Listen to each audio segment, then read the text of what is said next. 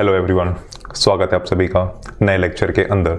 तो आज के इस लेक्चर में हम बात करने वाले हैं मीडिया क्वेरीज के बारे में और हम समझेंगे हम मीडिया क्वेरीज का इस्तेमाल किस तरह कर सकते हैं अपने वेब पेज के ऊपर और क्या क्या चीज़ों को हम बना सकते हैं मीडिया क्वेरी की मदद से। तो देखिए, जिस तरह टेक्नोलॉजीज आगे बढ़ती जा रही हैं, जिस तरह नई नई डिवाइसेस आती जा रही हैं, हमने एक चीज़ बहुत कॉमन देखी हुई है अपने चारों तरफ कि बहुत सारे स्क्रीन साइजेस होते जा रहे हैं।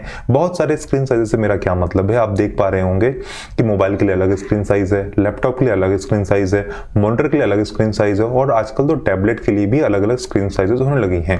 अब अलग अलग स्क्रीन साइज से मेरा मतलब क्या है, लैपटॉप जो है वो 13 इंच के भी आ रहे हैं, 14 इंच के भी आ रहे हैं, 15 इंच के भी आ रहे हैं और 16 इंच के भी आ रहे हैं। मतलब साइज तो लैपटॉप का बढ़ते जा रहा है स्क्रीन का, ठीक है। उस तरह टैबलेट 7 इंच के भी आते हैं, 8 इंच के भी आते हैं, 9 इंच के भी आते हैं और 10 इंच के भी आते हैं और अभी तो 11 के भी आने लगे हैं और 12 के भी। तो लैपटॉप की साइज भी बड़ी बड़ी है।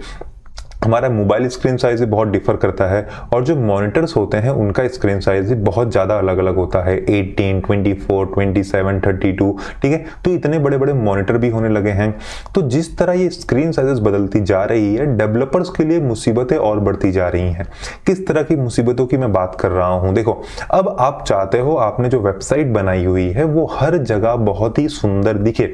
भले जो आपका क्लाइंट है, जो आपका यूजर है, जो आपका कस्टमर है, वो आपकी वेबसाइट कहीं पे भी खोले, लेकिन आप चाहते हैं कि वो वेबसाइट सुंदर दिखे हर एक स्क्रीन साइज पे। तो इस मुसीबत का समाधान लाया हमने मीडिया क्वेरी की मदद से। मीडिया क्वेरी लिखने से क्या होता है, जो एक वेब पेज आप बना रहे हैं वो वेब पेज हर एक स्क्रीन पे अलग अलग दिखे, हर एक स्क्रीन साइज पे अलग अलग दिखे, इसकी फैसिलिटी आपको देता है। आप इसकी कोडिंग कर सकते हैं और इससे क्या होगा, आप हर एक अलग स्क्रीन साइज के लिए अपना कोड कर सकते हैं। ये फायदा देता है आपको मीडिया क्वेरी, ठीक है। तो अब क्या सवाल आता है कि हर एक स्क्रीन साइज के लिए मुझे अलग अलग कोड लिखना पड़ेगा? तो नहीं, हम लोगों ने क्या किया हुआ है, जो डेवलपर्स हैं, हमने जितनी भी स्क्रीन साइज अवेलेबल है उनको 4 कैटेगरी में बांट दिया है। पहली कैटेगरी आती है मोबाइल स्क्रीन की, दूसरी आती है टैबलेट की, तीसरी आती है नॉर्मल स्क्रीन की और चौथी आती है हमारे मॉनिटर्स की, जिसे हम लार्ज स्क्रीन भी कहते हैं। तो हमने इन 4 कैटेगरीज के अंदर बांट दिया है। अब इन 4 कैटेगरी में ही क्यों बांटा, तो देखिए, जो नॉर्मल स्क्रीन हो कम से कम इतने की होगी, इससे ज्यादा हो सकती है, ठीक है, और एक हद तक ही ज्यादा होगी, उससे ज्यादा वो नहीं हो सकती। क्यों? उसके बाद वो फिर लार्ज स्क्रीन बन जाएगी।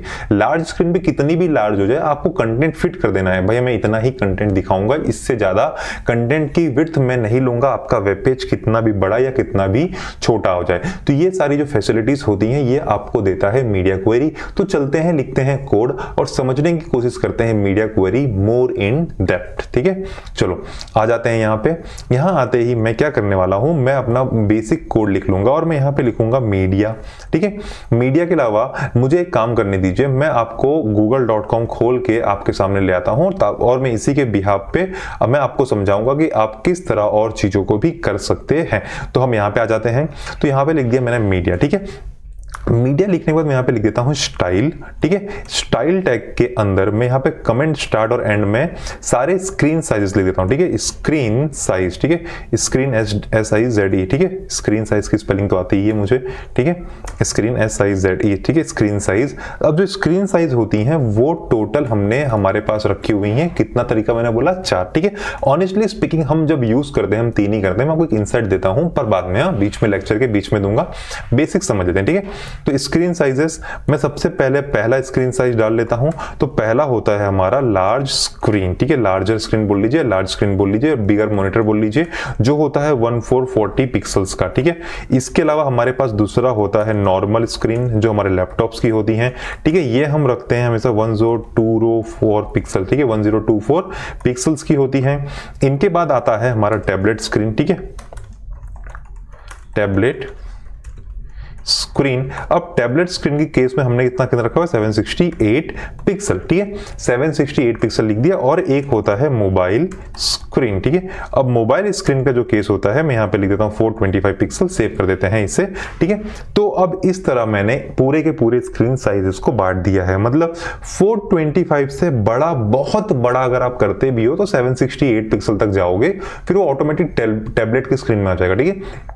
टैबलेट की स्क्रीन को अगर आप बहुत ज्यादा बड़ा करते हो तो वो एक दिन आके नॉर्मल स्क्रीन के साइज पे आ जाएगा, और नॉर्मल स्क्रीन को अभी बहुत बड़ा करोगे तो एक दिन वो लार्ज स्क्रीन के साइज पे आ जाएगा, और फिर लार्ज स्क्रीन तो हमने फिक्स कर दी, उतना कंटेंट दिखना ही दिखना, उसके बड़ा होने से कोई फायदा होता नहीं है। ठीक है, तो चलिए सबसे पहले मैं आपको दिखाने के लिए कुछ चीजें बना लेता हूं और फिर हम उसके ऊपर बात करने वाले हैं। तो सबसे पहले बनाना है div डॉट कंटेनर। ये कंटेनर के अंदर मैंने एक और div बनाया जिसके अंदर मैंने लिख दिया बॉक्स, और फिर इसके अंदर मैंने लिख दिया box 1 into 4। ठीक है, ये कर दिया मैंने। इसको मैं कर देता हूं 2, इसको करता हूं 3 और इसको करता हूं 4। सेव कर देते हैं। ठीक है, अब यहाँ पे आते हैं, मैं लिख देता हूं डॉट कंटेनर, स्पेलिंग कॉपी कर लेते हैं ताकि कोई किसी भी तरीके की दिक्कत ना आए।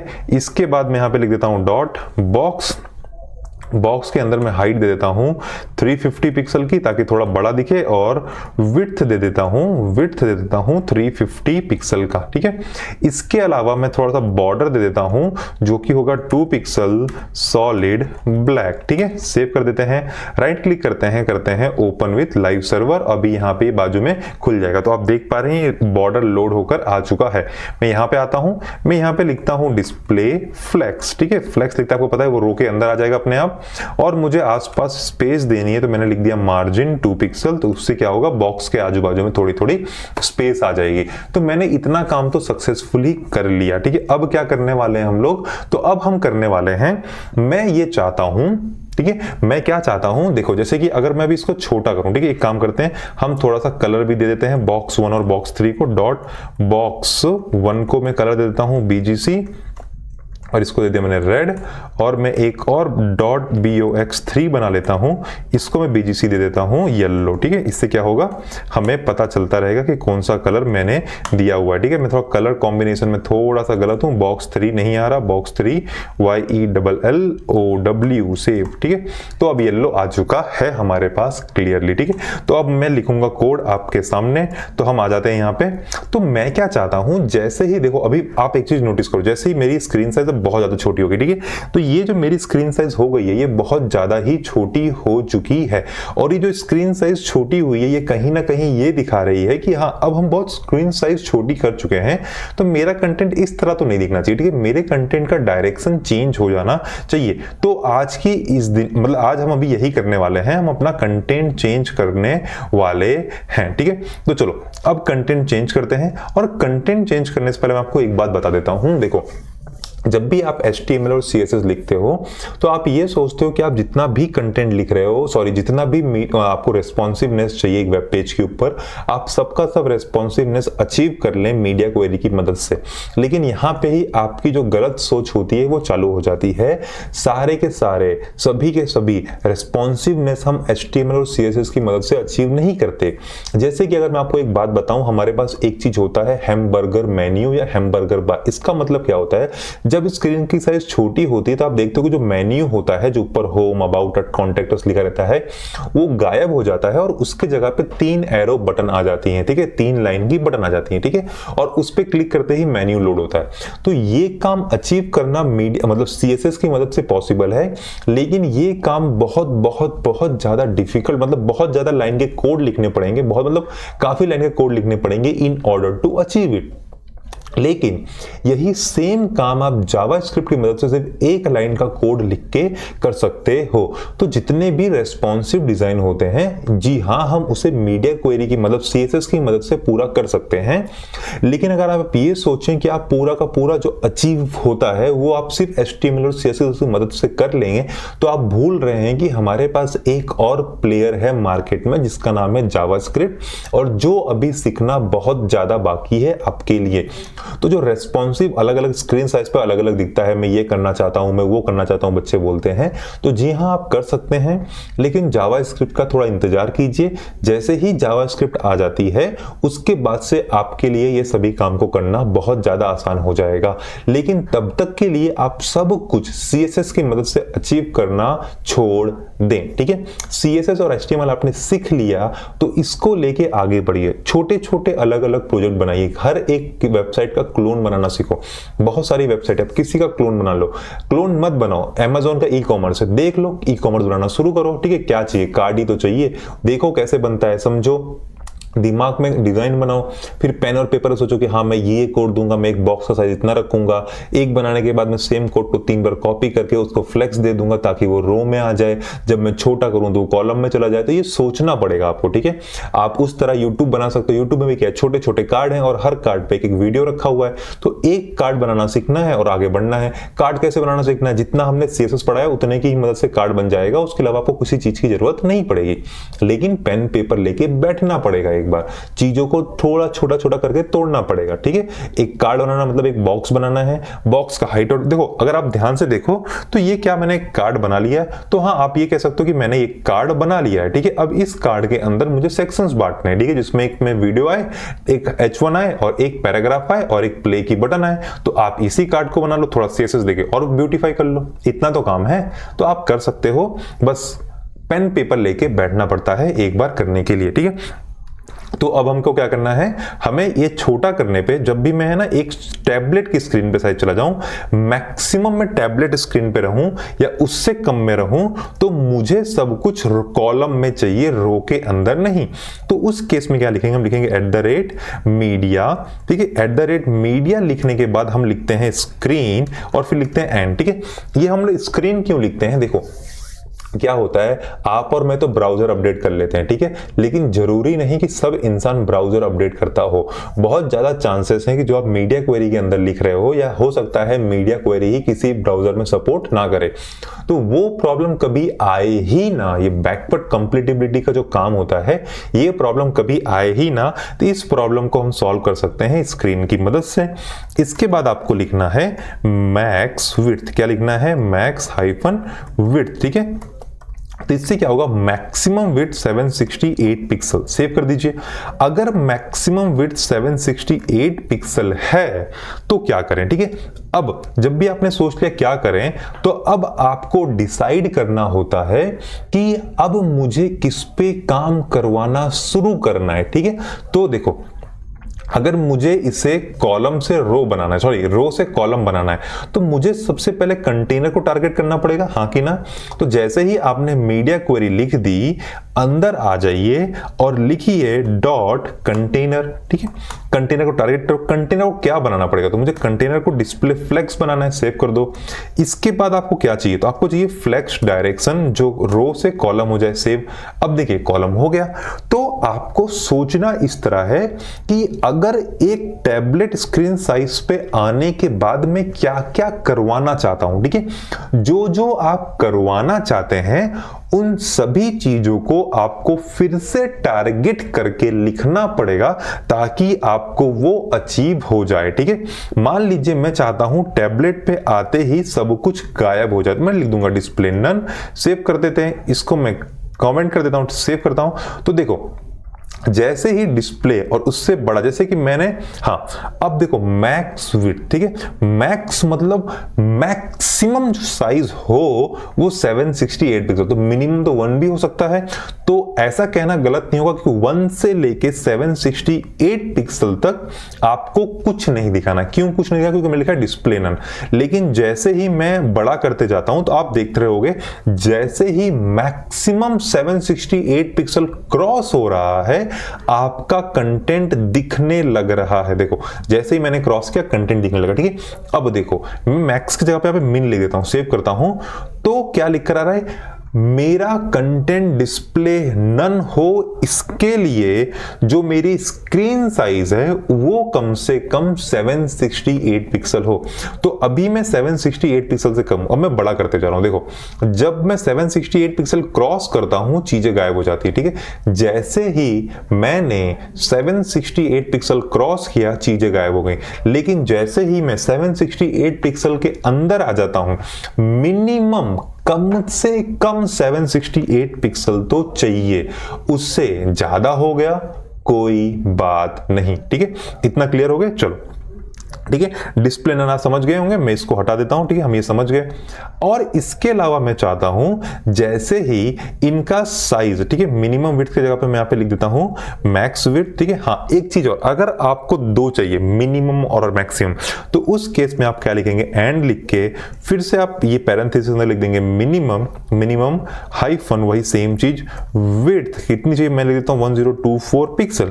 तो मिनिमम, चलो इसको हटा देते हैं। ठीक है, मैं फिर से डिस्प्ले नन करके आपको दिखाता हूं ताकि चीजें आपको आसानी से समझ में आ जाए। ठीक है, तो मैंने इसको बड़ा कर दिया। ठीक है, तो ये बड़ा इन द सेंस 1024 से बड़ा हो गया। अब देखना, ध्यान से देखना, जैसे ही मैंने गलत लिख दिया, यहां पे मुझे लिखना चाहिए मिनिमम और यहां पे लिखना चाहिए, क्योंकि छोटा और बड़ा आप समझ सकते होंगे। ठीक है, सेव करके मैं यहां पर आ गया, ये हो गया। ठीक है, मिनिमम एंड मैक्सिमम। ठीक है, तो जैसे ही मैं 7 मिनिमम, ठीक है, मिनिमम 768 पिक्सल हो या मैक्सिमम 1028 पिक्सल हो, उस केस में डिस्प्ले नन होना चाहिए। तो जैसे ही मैं 768 पिक्सल से नीचे जाता हूं, मतलब 766 पे भी जाता हूं, मेरे को कंटेंट दिखता है। ठीक है, जैसे ही मैं 768 के ऊपर जाता हूं, कंटेंट गायब हो जाता है।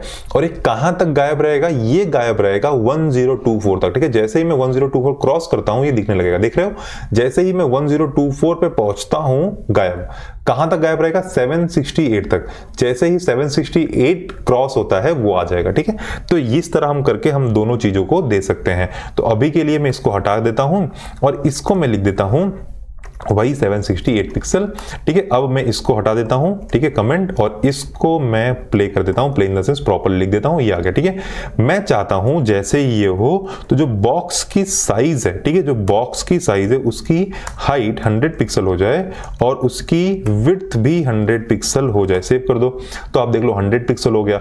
मैं चाहता हूं उसका बॉर्डर रेडियस जो है वो सर्कल हो जाए। बॉर्डर रेडियस मैंने 50% लिखा, तो चीजें सर्कल बन गई। ठीक है, तो आपने देखा, अभी क्या देखा, देखो मैक्सिमम 768 पिक्सल तक ये होना चाहिए। ठीक है, इसके अलावा अगर मैं यहां पे लिख दूं अलाइन आइटम सेंटर, ठीक है, सेव कर दो, तो चीजें सेंटर में चली गई। जस्टिफाई सेंटर लिख दूंगा तो बीच में आ जाएंगी, तो ये यहां पे हो रहा है। ठीक है, लेकिन जैसे ही ये मैक्सिमम क्रॉस हो जाएगा, क्या अप्लाई होने लगेगा, ये वाला अप्लाई होने लगेगा। ठीक है, और जब तक मैं इसके अंदर रहूंगा ये अप्लाई होता रहेगा। तो क्या मैं मल्टीपल मीडिया क्वेरीज लिख सकता हूं मेरे वेब पेज पे? तो जी हां, आप मल्टीपल मीडिया क्वेरीज को लिख सकते हैं, किसी भी प्रकार की कोई भी दुविधा नहीं आने वाली। ठीक है, अब मैं आपको एक बात बताता हूं जो हम आपको असाइनमेंट देने वाले हैं कल के लेक्चर में। ठीक है, अब आपको क्या करना रहेगा कल के लेक्चर में, कल के लेक्चर में, कल के असाइनमेंट में कंटेनर नहीं बनाना, मतलब मेन पेरेंट नहीं बनाना, सब अपने इंडिविजुअल पेरेंट रहेंगे। ठीक है, ये और ये आपको टोटल 4 स्क्रीन साइज बनानी है। कौन सी 4 स्क्रीन साइज बनानी है, ये बनानी है। ठीक है, इन सभी के अंदर आपको ऐसा कुछ लिखना रहेगा, मैं आपको दिखा देता हूं। ठीक है, इन सभी के अंदर आप जब बना लेंगे तो लार्ज स्क्रीन में ये, मीडियम, मतलब वो चारों को नाम प्रॉपर्ली दे देंगे। नाम प्रॉपर्ली देने के बाद आपको क्या करना है, जब मैं इस स्क्रीन साइज पे पहुंचूं तो खाली ये वाला कंटेंट दिखे, बाकी ये दोनों और ये तीनों कंटेंट गायब हो जाए। जैसे ही मैं इस स्क्रीन साइज से पहुंचूं तो ये जो आपने लिखा हुआ है हमने नॉर्मल स्क्रीन का कंटेंट, ये हमें दिखे और बाकी तीनों गायब हो जाए। मतलब जिस भी स्क्रीन साइज पे मैं रहूं वो वाला कंटेंट दिखे और बाकी गायब हो जाए। ठीक है, और ये करोगे कैसे, याद है ना, डिस्प्ले नन। ठीक है, तो इस डिस्प्ले नन को आपको यूज करना है चीजों को आसान करने के लिए। क्या यूज करना है आपको, डिस्प्ले नन यूज करना है, ताकि आप चीजों को प्रॉपरली हाइड कर सकें। जब आप प्रॉपरली हाइड करना सीख जाएंगे, देखो मैं आपको एक एडवाइस दे देता हूं कैसे करोगे। ठीक है, सबसे पहले बॉडी के कंटेंट को कर दो नन। ठीक है, या तो बॉडी के कंटेंट को नन मत करो तो क्या करोगे, इन चारों को जो आप क्लास दोगे उसको कर देना नन। उन चारों को नन करने के बाद जैसे ही मैं मीडिया क्वेरी @मीडिया वाला जो काम है @मीडिया स्क्रीन, इसके मैक्स विड्थ, कितना मैक्स विड्थ 1440 पिक्सल को क्रॉस करूं, कंटेंट दिखाओ। कौन सा कंटेंट दिखाओ, ये वाला ऑटोमेटिक दिख जाएगा। क्या करोगे, डिस्प्ले ब्लॉक लिख दोगे तो अपने आप दिखने लगेगा। ठीक है, मैं आपने आपको हिंट दे दी, अब ये आपका काम रहेगा आपको समझ के अप्लाई करना। ठीक है, तो बस इतना ही होता है मीडिया क्वेरी। इसके अलावा मीडिया क्वेरी के अंदर और कुछ भी नहीं है, ठीक है। सिंपली जिस चीज को भी मतलब जिस भी स्क्रीन साइज को टारगेट करना है, जिस भी स्क्रीन साइज को टारगेट करना है, सबसे पहले उसको लिखो @media।